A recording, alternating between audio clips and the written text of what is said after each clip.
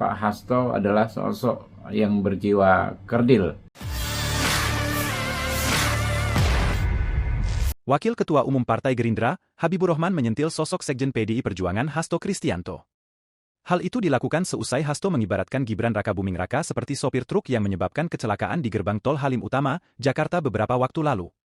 Lantaran hal itu, Habibur Rahman menilai Hasto merupakan sosok yang berjiwa kerdil. Habibur Rahman mengatakan, sikap Hasto tak mencerminkan seorang negarawan. Yakni, seharusnya Hasto bisa menunjukkan sikap saling menghormati sesama kompetitor. Lantas, ia pun menilai, Hasto bukanlah sosok contoh yang baik untuk generasi muda. Diketahui sebelumnya, Hasto menyamakan Gibran dengan sopir truk yang menyebabkan kecelakaan beruntun di Gigaton Halim.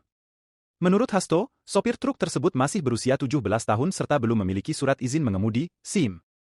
Terkait hal itu, Hasto menegaskan akan pentingnya kedewasaan bagi seseorang untuk mengemban jabatan tertentu. Lantas Hasto turut mengaitkan dengan dinamika dan persoalan di negara saat ini.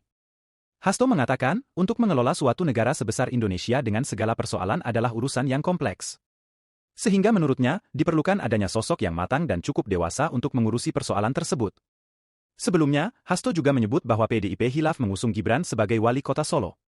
Hasto menyatakan, saat itu PDIP mengusung Gibran sebagai wali kota Solo lantaran melihat kepemimpinan Presiden Jokowi berhasil membawa kemajuan untuk Indonesia. Namun, Sekjen PDIP itu kemudian menyadari rupanya kemajuan tersebut dipicu beban utang pemerintah yang sangat besar. Kedewasaan di dalam menghadapi problematika di jalan raya belum terjadi, hanya gara-gara nyenggol satu mobil dia lari. Karena kedewasannya belum tercapai, lalu menabrak 6 mobil lainnya. Tengah-tengah itu muncul suatu tampilan bagaimana seorang anak presiden yang batas usia belum mencukupi, wali kota juga baru 2 tahun, kemudian mendapatkan suatu preferensi. Pak Hasto adalah sosok yang berjiwa kerdil, ya, sebatas seorang politisi yang tidak bisa menerima kekalahan secara gentleman.